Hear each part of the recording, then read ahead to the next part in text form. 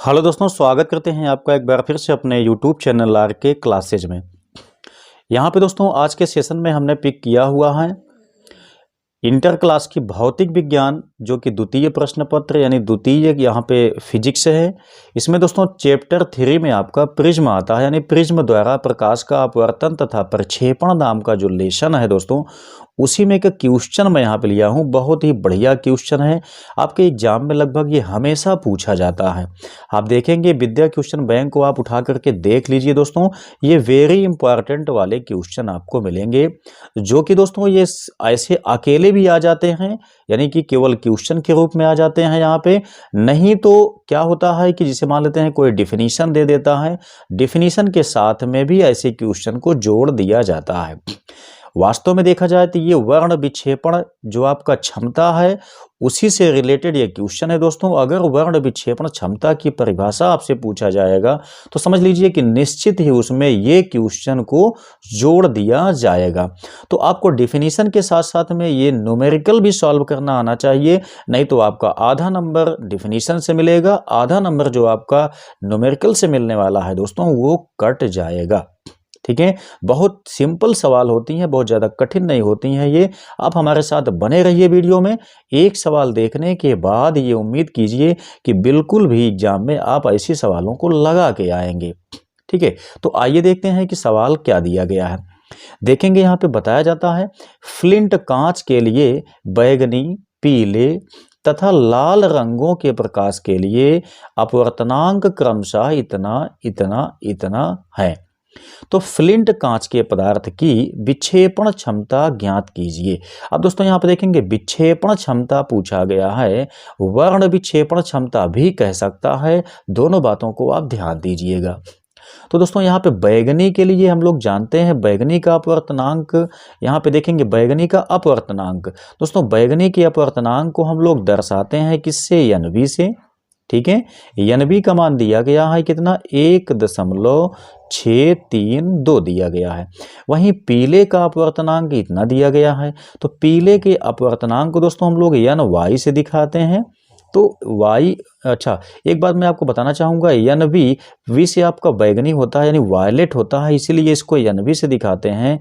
यहाँ पे Y से दोस्तों येलो होता है, येलो मतलब पीला होता है, इसीलिए इसके अपवर्तनांक को NY से दिखाया जाता है।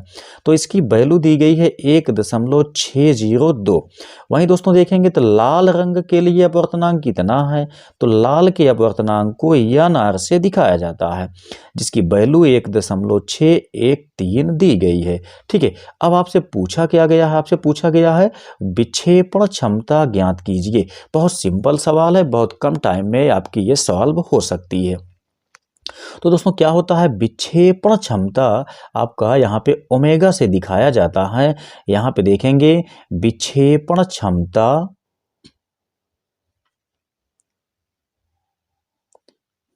ओमेगा इज इक्वल होता क्या है दोस्तों? NV माइनस NR बटे NY माइनस 1, ये फार्मूला आपका होता है। इतना आप याद रखिएगा, ये सवाल आपकी समाप्त हो जाएगी। ठीक है, यही सवाल दोस्तों विचलन कोण के पदों में भी आ सकती है। जब विचलन कोण के पदों में आएगी तो आप यहाँ से विचलन का इस्तेमाल कीजिएगा, नहीं तो अपवर्तनांक के पदों में आती है तो आप इसका इस्तेमाल कीजिएगा। एक और भी लॉजिक है दोस्तों, यहाँ पे क्या होता है कि कभी कभी आपसे विक्षेपण क्षमता पूछ लेता है, लेकिन वहां पे केवल NV यानी बैगनी का अपवर्तनांक देता है, NR यानी कि लाल रंग का अपवर्तनांक देता है, वहां पे येलो का अपवर्तनांक नहीं देता है। तब दोस्तों आप यहाँ पे सूत्र में देख सकते हैं कि आपको यहाँ पे यानी विक्षेपण क्षमता ओमेगा का मान निकालने के लिए आपके पास बैगनी का अपवर्तनांक होना चाहिए, लाल का अपवर्तनांक होना चाहिए, यहाँ पे येलो यानी पीले का अपवर्तनांक होना चाहिए। तो 3 अपवर्तनांक आपके पास यहाँ पे होना आवश्यक है। लेकिन जब केवल 2 अपवर्तनांक यानी बैगनी तथा लाल रंग का ही अपवर्तनांक केवल दे दे, तब ऐसी सिचुएशन में यहाँ पे बैगनी यानी कि पीले रंग का अपवर्तनांक आपको निकालने के लिए बैगनी तथा लाल रंग के अपवर्तनांक का आप औसत निकाल लीजिएगा, यानी दोनों के अपवर्तनांकों को जोड़ के 2 से भाग दे दीजिएगा, तो जो आएगा दोस्तों वो सदैव आपका NY यानी कि येलो का ही अपवर्तनांक आता है। तो चूंकि यहाँ पे सवाल में तीनों के अपवर्तनांक दिए गए हैं, तो सूत्र आपका ये है दोस्तों। आइए यहाँ पे फॉलो करके सवाल को सॉल्व करते हैं। तो देखेंगे यहाँ से ओमेगा इज इक्वल NV का मान देखेंगे तो दिया कितना गया है 1.632 दिया है, माइनस NR यानी लाल का अपवर्तनांक देखेंगे तो 1.613 दिया हुआ है।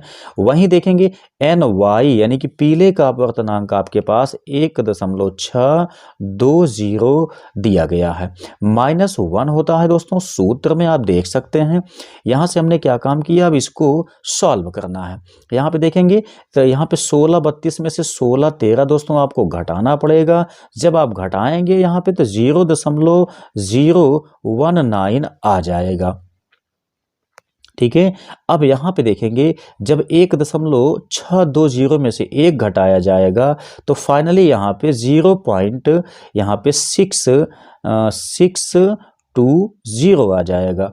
ठीक है, जहाँ से कि आप देख सकते हैं 3 अंक के बाद दशमलव यहाँ पे भी है, यहाँ भी है, तो हम इसको दशमलव को यहाँ से काट सकते हैं। तो फाइनली आपका ओमेगा इज इक्वल बचेगा कितना, 19 बटे आपका बचेगा कितना, 62। ठीक है, ये आपका आ जाता है। अब दोस्तों अगर हमको 19 में 62 से भाग देना हो तब आप भाग दे के देखेंगे यहाँ पे आपकी जो वैल्यू आएगी वो 0.0306 आ जाएगी। बड़े आसानी से काट के आप लोग देख लीजिएगा। तो दोस्तों ये कंसेप्चुअल सवाल थी जो कि आपको याद रखना है। आपके एग्जाम में जब भी वर्ण विक्षेपण क्षमता पूछा जाएगा तो समझ लीजिए कि ये सवाल को उसमें टांग दिया जाएगा। आप लोगों को इसको भी सॉल्व करना होगा तभी आपके नंबर मिलेंगे, अन्यथा समझ लीजिए कि आधे अंक आपको मिलेंगे, आधे अंक आपके नहीं मिलेंगे। तो दोस्तों उम्मीद करते हैं कि सवाल आपके निश्चित ही समझ में आ गई होगी।